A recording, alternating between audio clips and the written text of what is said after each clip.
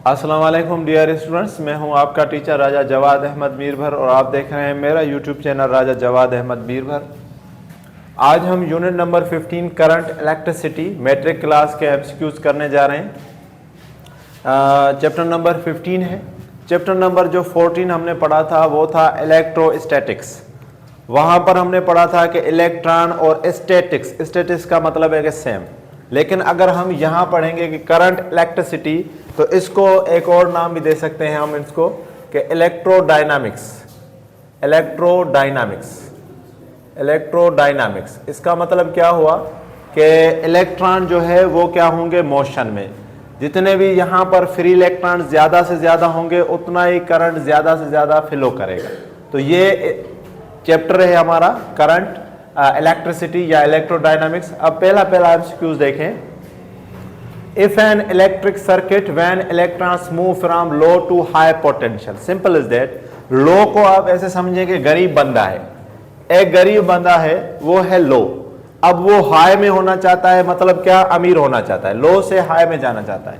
तो क्या करेगा, गेन करेगा एनर्जी या लूज करेगा एनर्जी, या लूज करेगा अपनी आइडेंटिटी या गेन करेगा potential.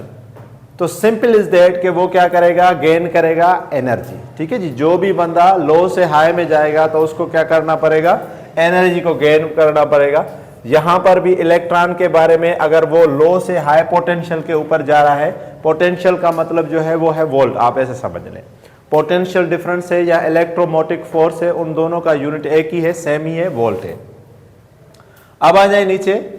In an electric circuit an ammeter जो है, वोल्ट मीटर जो है, गैल्वानोमीटर जो है, ये करंट को मेजर करने के लिए इस्तेमाल होते हैं, सिंपल करंट को। इसको हम, अगर आपने शेप भी देखा होगा तो इस तरह से यहाँ पर ए लिखा होता है। ठीक है जी, तो ए फॉर अमीटर और वी होता तो वोल्ट मीटर, जी होता तो galvanometer. In electric circuit an ammeter is always connected in, तो हमेशा याद रखें कि जब भी हम अमीटर की बात करेंगे इन एन इलेक्ट्रिक सर्किट तो हमेशा ये होगा सीरीज में। इसको हमेशा हम सीरीज में कनेक्ट करते हैं, इसका भी ऑप्शन नंबर ए ही होगा। जब भी हम इलेक्ट्रिक सर्किट की बात करेंगे और अमीटर उसमें हम डालेंगे तो इसको हम कैसे कनेक्ट करेंगे, सीरीज में। तो पहले का भी है, दूसरे का भी है। अब आ जाए तीसरा, resistance of conductor does not depend upon. Resistance क्या है, रुकावट। ठीक है जी, रेजिस्टेंस क्या है, रुकावट। जैसे हमारे पास ओम्स लॉ है, तो ओम्स लॉ आगे भी हम पढ़ेंगे। ओम्स लॉ क्या कहता है कि भाई V बराबर जो है आई आर। ठीक है जी, V बराबर आई आर, यानी I जो है वो डायरेक्टली प्रोपोर्शनल किसके साथ है, V के साथ। I किसके साथ प्रोपोर्शनल है, डायरेक्ट V के साथ। इसको आप इस तरह में लिख सकते हैं कि I बराबर V अपान R, इस तरह से भी लिख सकते हैं। क्यों, क्योंकि अगर वोल्टेज बढ़ेगा तो करंट बढ़ेगा, रेजिस्टेंस बढ़ेगा तो करंट कम होगा, सेम फार्मूला। ठीक है, यहां पर इसको हटाकर हम K लिख देते हैं, कंडक्टेंसी, R आ जाएगा तो रेजिस्टिविटी। लेकिन अब हम ये चाह रहे हैं कि ये जो रेजिस्टेंस है ये किस पे डिपेंड कर रहा है।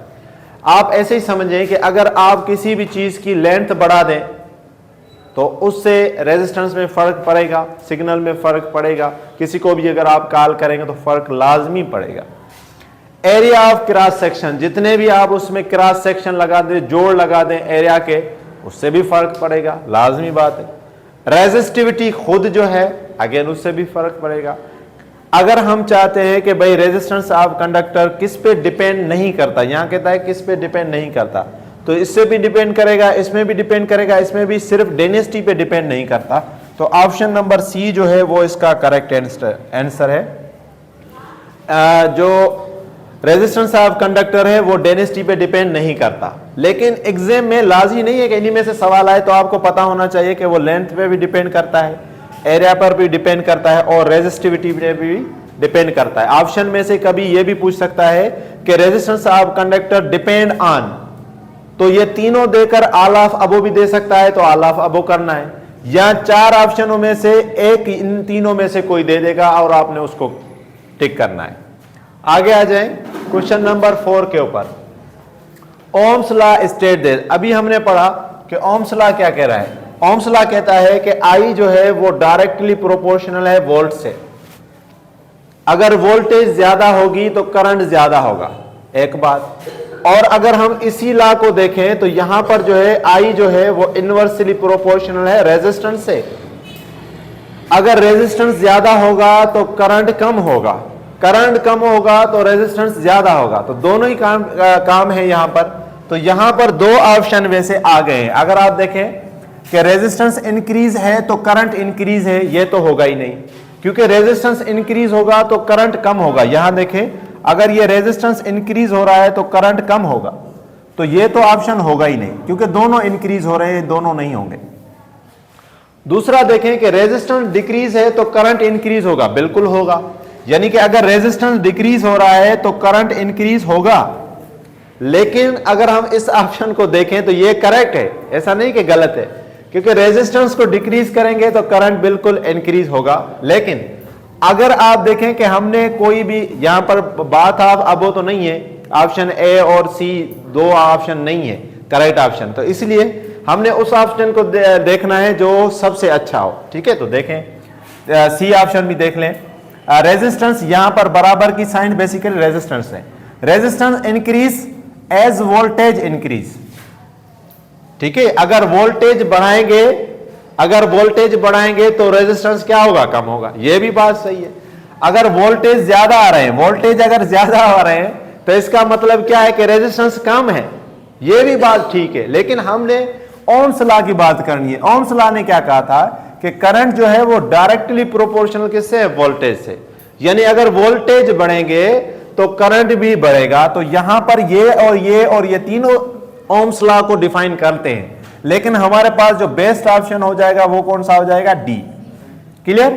तो ये ओम्स लॉ है। ओम्स लॉ हमने यहां लिखा भी है, V बराबर I R, V is directly proportional to I is directly proportional to V, जहां I is inversely proportional to 1/R। और आपको पता हो करंट का यूनिट क्या होता है, ये भी क्योंकि यहां आया नहीं है लेकिन ये भी आता है, करंट का यूनिट होता है एम्पियर। ये भी आपको पता हो कि करंट का यूनिट है एम्पियर। और रेजिस्टेंस का यूनिट क्या है, ओम। ये भी आपको पता हो कि ओम जो है वो रेजिस्टेंस का यूनिट है। इसको इस तरह से भी उल्टा मैंने लिख दिया, इस तरह से भी, ठीक है, इस तरह से भी हम लिखते हैं। तो ओम जो है रेजिस्टेंस का यूनिट है और वहां पर जो है वो करंट का यूनिट है। ठीक है, अगला सवाल आ जाए। The condition when the resistance of circuit is zero. अब सर्किट में रेजिस्टेंस क्या हो, जीरो हो। जब भी सर्किट में रेजिस्टेंस जीरो हो तो उसको हम कहेंगे कि ये हमारा पास क्या है, शॉर्ट सर्किट है। क्या हो जाएगा भाई, अगर रेजिस्टिविटी बिल्कुल जीरो हो जाएगी तो हम उसको कहेंगे कि ये हमारे पास क्या है, शॉर्ट सर्किट है। ठीक हो गया, आ जाए। Conditions of the validity of ohms law is that. अब यहां पर चार कंडीशनें हैं। वैसे मैंने आपको पहले भी ट्रिक्स जो पढ़ाई हुई है उनमें मैंने आपको बताया था कि ज्यादातर अगर ऑल ऑफ द अबो आ जाए तो वो डेफिनेटली सही होता है, 100% चांस होते हैं उसको। और अगर नन ऑफ द अबो है तो उसको छेड़ना नहीं है, वो बहुत कम जो है 99% जो है चांस उसके है कि वो कभी भी सही नहीं होगा। तो यहां पर जो है ऑल ऑफ अबो जो है वो सही है, क्योंकि ये कंडीशन जो है ओम्स लॉ के अंदर इनका जो है, आप जब भी आप रिलेशन पढ़ेंगे, चाहे ओम्स लॉ हो, बॉयस लॉ हो, कुछ भी हो, तो दो क्वांटिटीज का आपस में रिलेशन होगा, बाकी क्वांटिटीज कांस्टेंट रहेंगी। जैसे यहां है कि टेम्परेचर को क्या लिखा है इन्होंने कि कांस्टेंट रहे, भाई बिल्कुल रहे, हमें उससे क्या लेना देना।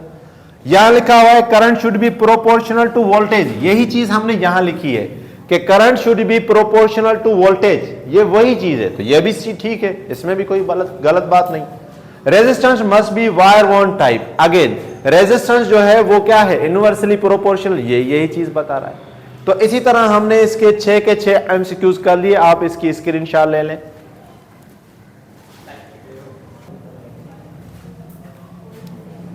क्वेश्चन नंबर 7 देखें। Ohm's law is not applicable to DC circuit, semi resistors, high currents या सेमीकंडक्टर्स। तो ओम्स लॉ जो है वो सेमीकंडक्टर्स के लिए एप्लीकेबल नहीं है। अब डीसी करंट किसको कहते हैं, डायरेक्ट करंट को। जैसे हमने ये पिक्चर बनाई है सीधा ही सीधा, ठीक है जी, डायरेक्ट करंट। इस तरह एसी करंट क्या है, अल्टरनेटिंग करंट, इसको हमने बिल्कुल इस तरह कर्व से हमने शो किया है। यहां आपको पता हो कि एसी करंट की जो है वो फ्रीक्वेंसी कितनी होती है, मैक्सिमम 50 हर्ट्ज। और एक और चीज आपको पता हो कि जो डीसी करंट है, अगर हम उसको प्रोडक्ट करना चाहते हैं या उसको प्रोड्यूस करना चाहते हैं तो प्रोडक्शन ऑफ डीसी जो है वो ज्यादा महंगी होती है एसी करंट से, अल्टरनेटिंग करंट से ज्यादा महंगा करंट कौन सा है? डीसी। अगर सपोज करें इन दोनों का जो है मैग्नीट्यूड सेम है, एसी का और डीसी का, तो याद रखें कि डीसी जो है वो मोर डेंजरस होगा। ठीक है, तो हमारा जो 7 था उसका जो है वो क्या बना? सेमीकंडक्टर्स। ठीक है जी। 8वां सवाल देखें, two resistance of 6 ohm and 12 ohm are connected in a parallel. जब हम बात करेंगे पैरेलल की, तो पैरेलल का ये फार्मूला होगा 1/R, 1/R1, 1/R2, जब पैरेलल की बात करें हम। ठीक है जी। और अगर हम सीरीज की बात करते तो हम क्या करते? R बराबर R1 प्लस R2। ठीक है, तो बिल्कुल इस तरह से। अब यहां अगर हम देखें तो हमें R1 जो मिला हुआ है वो है 6 ओम और R2 जो है वो मिला हुआ है 12 ओम। तो हम लिखेंगे 1/6 और 1/12। अगर हम इनकी एलसीएम लें तो होगा 12। 12 का पारा 6 का पारा 12 पर 2 मरतबा, 12 का पारा 12 पर 1 मरतबा। तो 1 और 2 3 को अगर हम डिवाइड करेंगे तो 12, यानी 1 और 4 मरतबा, 1 और 4। और यहां पर है 1/R, तो क्रॉस मल्टीप्लीकेशन होगी R 1 से, और 1 जो है यहां मैं लिख लेता हूं, नीचे लिख लेते हैं कि अगर मैं हम इसको इस तरह लिखे 1/R बराबर हो गया 1/4, तो R 1 के साथ और 4 1 के साथ क्रॉस मल्टीप्लीकेशन हो जाएगी, तो R हमारे पास आ जाएगा 4 ओहम। तो ओहम जो है वो रेजिस्टेंस का यूनिट है, तो हमारा ऑप्शन सी जो हो जाएगा। ठीक है, लेकिन अगर यही चीज पैरेलल की जगह पर, यहां पर पैरेलल की जगह पर अगर सीरीज आ जाता तो R1 हमारे पास क्या है? 6 और ये है 12, तो 6 और 12 कितने हो जाते? 18। वैसे यहां पर वो ऑप्शन भी नहीं है, तो आपको पता होना चाहिए कि सीरीज दिया गया है या पैरेलल दिया गया है, ये देखना होगा। आ जाएं, the property of body to oppose the flow of electric charge. जो बॉडी जो है अपोज करे फ्लो ऑफ इलेक्ट्रिक चार्ज को, तो अपोज, जब भी लफ्ज अपोज आएगा तो अपोज का मतलब होता है रेजिस्टेंस। करंट को अगर कोई चीज रोकेगी तो वो कौन सी रोकेगी? रेजिस्टेंस। जितना रेजिस्टेंस ज्यादा होगा उतना करंट जो है कम फ्लो होगा। तो 9वें का भी सी है। यहां पर कंडक्टेंस आप याद रख लेंगे, कंडक्टेंस जो है वो रेसिप्रोकल है। रेसिप्रोकल है किसका? Resistance of conductor. कंडक्टेंस यानी ज्यादा होगी तो करंट ज्यादा फ्लो करेगा, रेजिस्टेंस ज्यादा होगा तो करंट कम फ्लो करेगा। ठीक है, लास्ट सवाल देखें, which of the following is the purpose of connecting a battery in a electric circuit. आपको पता हो कि बैटरी जब हम कनेक्ट करते हैं तो पॉजिटिव वाला जो वोल्ट होता है वो बड़ा हम लिखेंगे और नेगेटिव वाला कम लिखेंगे, और उसका जो काम होता है वो क्या होता है? To maintain resistance across the conductor, to vary resistance across the conductor, to maintain constant potential difference across the conductor, to maintain varying potential difference across the conductor. तो यहां जो है ये जो ऑप्शन है to maintain constant potential difference across the conductor, यानी option number C. Potential difference जो है जिसका यूनिट जो है आपको पता है कि वो क्या होता है? वोल्ट। 2 पॉइंट के डिफरेंस को, 2 पोटेंशियल के जो है उनके जो डिफरेंस को हम क्या कहते हैं? Potential difference. नीचे मैंने कुछ फार्मूले लिखे हैं जो आपको आने चाहिए, जैसे करंट का फार्मूला हम ये भी इस्तेमाल करते हैं Q/T। ओम्स लॉ में भी हम करंट मालूम कर सकते हैं अगर हमें रेजिस्टेंस गिवन है, अगर हमें वोल्टेज गिवन है तो वो फार्मूला, लेकिन अगर हमें चार्ज और टाइम गिवन है तो ये फार्मूला हम इस्तेमाल कर सकते हैं। इसी तरह पावर के कुछ फार्मूले हैं, पावर डिसिपेशन के ज्यादा से ज्यादा फार्मूले यहां पर है पावर के। ठीक है जी, तो पावर का फार्मूला 3 फार्मूले हैं, I²/R, ये भी फार्मूला है। अगर रेजिस्टेंस गिवन है तो ये फार्मूला, अगर करंट गिवन है तो ये फार्मूला, और अगर करंट नहीं गिवन है, सिर्फ रेजिस्टेंस और वोल्टेज गिवन है तो ये फार्मूला। तो ये तीनों के तीनों फार्मूले आपको याद होने चाहिए। अगेन रेजिस्टिविटी मालूम करनी है तो ये फार्मूला, ये साइन है रेजिस्टिविटी की। अगर रेजिस्टेंस हमें चाहिए और हमें लेंथ मिला हुआ है, एरिया मिला हुआ है, ये जो है P जो है साइन है, इसको हम कहते हैं रेजिस्टिविटी। तो हमने पिछले सवाल में पढ़ा भी था कि रेजिस्टेंस डिपेंड करेगा रेजिस्टिविटी पे, लेंथ पे और एरिया पर। तो यहां यह भी सवाल आ सकता है कि रेजिस्टेंस जो है वो डायरेक्टली प्रोपोर्शनल है। अगर रेजिस्टिविटी बढ़ेगी या लेंथ बढ़ेगा तो रेजिस्टेंस भी बढ़ेगा, लेकिन अगर एरिया बढ़ेगी तो रेजिस्टिविटी या रेजिस्टेंस क्या होगा? कम होगा। तो ये चीजें भी आपसे वो पूछ सकता है डायरेक्ट एमसीक्यूज में। ठीक है जी, तो इसी तरह एक और फार्मूला था पोटेंशियल डिफरेंस का, चौथा फार्मूला, कि पोटेंशियल डिफरेंस को हम डेल्टा V के साथ शो करते हैं और उसका फार्मूला है work done upon charge Q0।